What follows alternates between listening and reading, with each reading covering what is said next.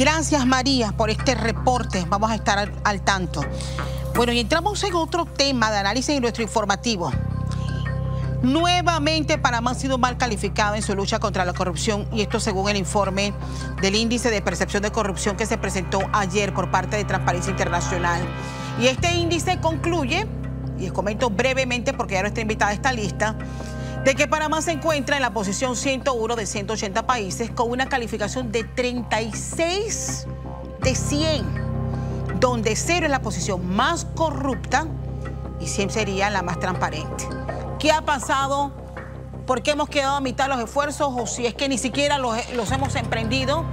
Olga de Ovaldía, miembro de la Fundación Libertad Ciudadana, capítulo de Transparencia Internacional aquí en Panamá, nos acompaña. Olga, gracias por sumarte a nuestro informativo. Qué gusto tenerte, como siempre.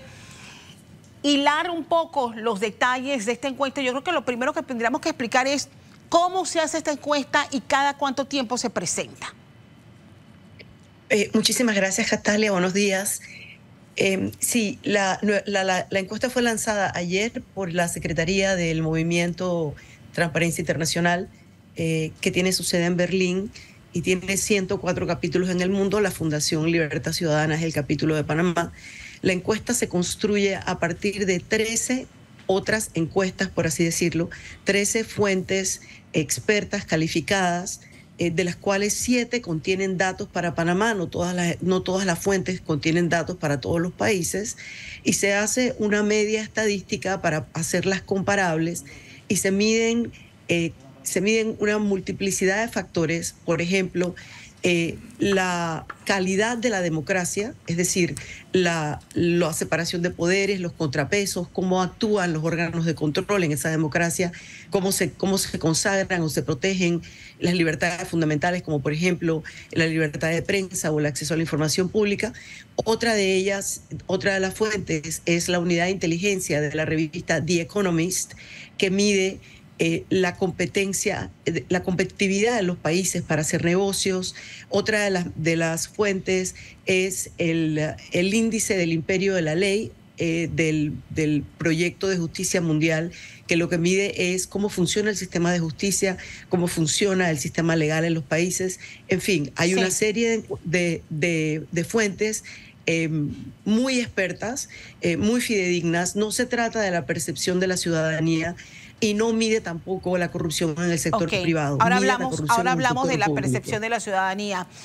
¿Qué significa que hayamos sacado esa mala calificación, por decirlo de alguna manera, y en qué cosas puntuales, de acuerdo a ustedes, hemos fallado? El significado de tener 36 sobre 100, como ya tú explicaste, 0 lo más corrupto, 100 lo más transparente, y tomando en cuenta que nadie saca 100, aún los países que están en la parte de arriba de la escala, como por ejemplo Dinamarca, para nosotros es una real mala noticia, porque en los últimos 12 años, desde que la medición incluye a Panamá, vemos que Panamá no logra remontar. A veces subimos un punto, a veces bajamos otro punto, pero estadísticamente lo que significa es que en 12 años no hemos tenido un impacto directo, robusto, en tratar de dos cosas. Por un lado, tener unas estructuras de transparencia y rendición de cuentas que prevengan los actos de corrupción antes de que sucedan. Y segundo, una vez en el sector público, que conste que estamos midiendo el sector público, y una vez estos actos se han dado, no tenemos todavía un sistema de justicia efectivo que pueda garantizar la certeza del castigo y la recuperación de lo robado. En pantalla está la gráfica con los índices. A ver, en América, los más cercanos, ¿quiénes nos están ganando? ¿Quiénes nos están ganando en este momento? Primero, veamos la media de América Latina, que es 43 sobre 100, y nosotros estamos en 36. Como puedes ver en el mapa de calor, que es el método que usa Transparencia Internacional, podemos ver que efectivamente Canadá es el país mejor calificado en las Américas, con 74, y Venezuela es el peor país calificado en las Américas. Lo que significa para nosotros, cuando vemos los países que están mejor calificados, ahora mismo los 4 mejores países son Canadá, Uruguay, Chile y Estados Unidos. Sin embargo, hay una tendencia regional a la baja, porque hasta Canadá ha bajado 4 puntos del índice anterior. Estados Unidos, para el índice del 21, bajó un puntaje significativo, bajó casi 9 puntos, si no me equivoco. Costa Rica, por ejemplo, que tradicionalmente siempre está arriba de nosotros, sigue arriba de nosotros, pero bajó un poquito. No me estoy excusando en la tendencia global, pero hay un tema global que tiene que ver con la calidad de la democracia y con garantizar los derechos de las personas. América Latina también ha sido el lugar donde ha habido mayor cantidad de expresión del hartazgo, de la rabia dirigida de la población por la corrupción, y Panamá, después de 30 años de la nueva democracia, lo vivimos el año pasado. Olga, en ese informe presentado ayer señalan también, abro comillas, este es el resultado, indica que la corrupción en el sector público sigue sin ser combatida eficazmente en nuestro país. Hablemos de esto. ¿Qué retrocesos hemos tenido en materia de transparencia y combate a la corrupción dentro de la administración pública según los análisis que ustedes han hecho?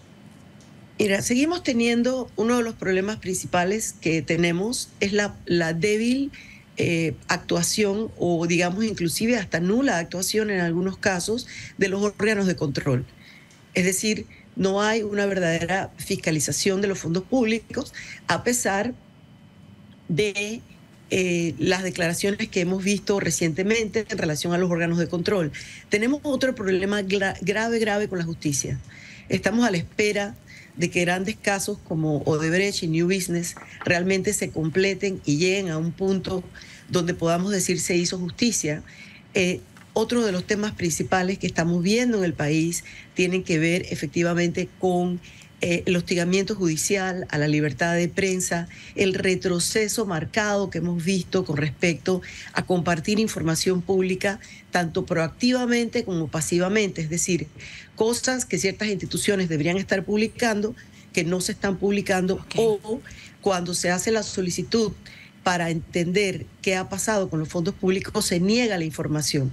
Se ha generado una falsa tensión en el país entre la privacidad de los datos de los individuos y la obligación de compartir la información de naturaleza pública que tiene que ver con el uso de los fondos. Quiero traer el tema a lo básico, que es si le importa o no a los panameños estos índices de corrupción. O sea, ¿realmente los ciudadanos entienden el impacto que esto tiene? Porque pareciera, Olga, yo no sé si ustedes en la Fundación están siguiendo esas reacciones. O sea, ¿reacciona el panameño a la corrupción? ¿Está el panameño claro del daño y de los cambios que necesitamos? ¿O ustedes sienten también como se percibe de que no les importa si hay corrupción o no, o si una persona es corrupta y se quiere mantener en el poder, etcétera? Yo creo que aquí hay por lo menos 3 temas. Espero ser breve para poder al menos cubrirlos en lo que preguntas. Lo primero, si nos importa, bueno, los números, las estadísticas recientes nos dicen que sí nos importa, en el sentido de lo que está arrojando el Latinobarómetro, y por otro lado lo que ha arrojado encuestas locales como la encuesta de CIEPS, que por primera vez la corrupción comienza a marcar como un tema de alta preocupación, o la preocupación más grande que tiene el panameño en relación a la gestión pública, por un lado. Eso nos puede abrir la puerta a la esperanza de que en un año preelectoral, efectivamente, porque acabas de mencionar el tema más álgido de todos, ¿qué pasa cuando tenemos personas que tienen probada trayectoria de corrupción por un lado, y como vivimos en un país rarísimo, donde pareciera la justicia no llega a donde tiene que llegar, pero los argumentos que te ponen siempre son aquellas cosas que escucha la gente, como no se pudo lograr, o el caso se cayó porque no hay la prueba idónea, por un lado. Por el otro, pero no tiene sentencia en firme, así que hasta que no tenga sentencia en firme no es culpable. Una serie de circunstancias que lo que nos dicen es que hay un problema de entendimiento de la integridad, por un lado, como persona, y la integridad en el servicio público. Los recientes hechos que tuvimos en las últimas 2 semanas, que tienen que ver con un expresidente de la República, lo cual podemos clasificar como gran corrupción. El tema de la familia involucrada en el lavado de dinero, el tema de la decisión que toma los Estados Unidos, eso nos trae uno de los temas en los cuales estamos nosotros calificando mal, y es lo que se llama la captura del Estado. Es decir, el Estado al servicio de los intereses económicos económicos o de un grupo o de una persona. Eso ya lo vivimos y pareciera que en este momento estamos teniendo también elementos que nos dicen que puede haber captura del Estado. Y por último, si a la ciudadanía va a expresar el rechazo a la corrupción en las próximas elecciones, ojalá así sea.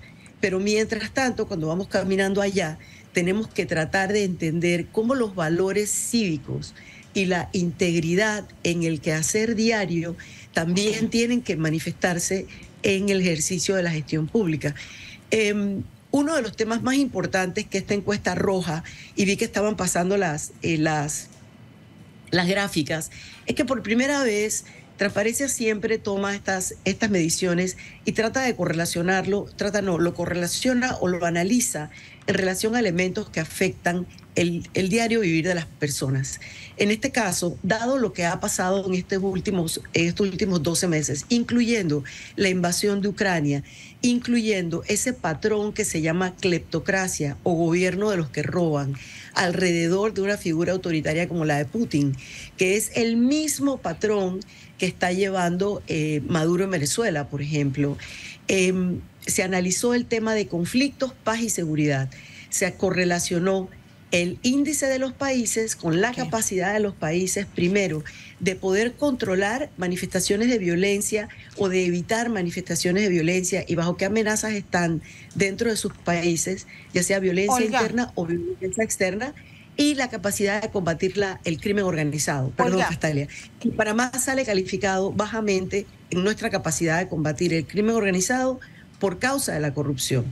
Eso le tiene que importar al ciudadano porque es la seguridad del día a día. Y estamos ya en un año preelectoral. Mira, ahorita estamos haciendo repaso por problemas básicos que las autoridades tenían que haber resuelto sin excusa de la pandemia, sin embargo no se ha hecho. O sea, ya todo el mundo habla de elecciones, estamos viendo si el PRD reserva o no, estamos viendo las alianzas de la oposición, si por dónde viene un candidato independiente. O sea, ya estamos en ese patín. O sea, ¿qué podemos esperar o qué deben los panameños esperar de las propuestas que vengan en medio de la urgencia de poner orden para luchar contra la corrupción en Panamá, más allá de las firmas de los pactos y de los compromisos?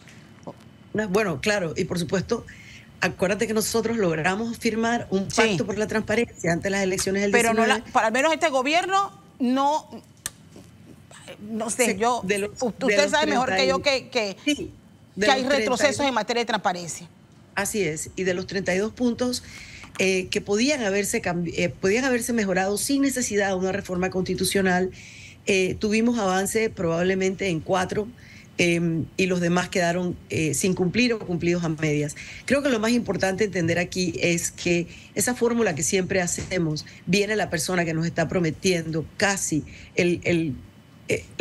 resolverlo por vía mesiánica, por vía de un Mesías que va a llegar a resolver. Creo que es la primera señal de alarma en cuanto a lo que querramos ver de un candidato. Aquí lo más importante como país y lo que nos arroja la encuesta, y cuando vemos por qué, por ejemplo, Uruguay o Chile salen mejor calificados de nosotros, es porque el sistema democrático se ha reforzado. En este caso, para nosotros sería extremadamente importante la carrera de servicio público, que la planilla estatal dejara de ser usada como un botín para repartir entre acólitos y copartidarios y familiares. Ese sería el primero. El segundo es las instituciones de control, poder llevar una real fiscalización por un lado, la justicia por el otro. Son propuestas reales que lastimosamente poco vemos a los candidatos ese tipo de discurso donde vayamos a fortalecer el sistema, que es uno de los problemas principales que estamos teniendo. Otro es que efectivamente, Castalia, los números también nos indican que la población panameña está desafectada del modelo democrático, que la mayor parte, que más del 60% de las personas encuestadas el año pasado en el Latinobarómetro dijeron que no les parece que la democracia es la mejor forma de gobierno. Sin embargo, lo es. Como decía Churchill, que se ha repetido 1000 veces, suena cliché, pero no es cierto, es la realidad. De todas las formas de gobierno, decía Churchill, prefiero la democracia, aunque sea la peor de todas es la mejor de todas las peores, o parecida era la cita. En ese sentido, tenemos que entender que el marco jurídico de lucha contra la corrupción es un tema sistémico. Los candidatos. Si tú me preguntas a mí, porque claro, no puedo hablar más que por mí, ¿qué quiero yo oír? A alguien que venga a reforzar el sistema democrático y la integridad en el servicio público. Bueno, vamos a ver si lo incluye dentro de las propuestas, porque aunque muchos no lo entendamos, pues sí es urgente esos cambios. Olga, te agradezco venir a compartir estos datos tan importantes de este informe oficial presentado en el día de ayer. Ustedes, gracias, Castalia.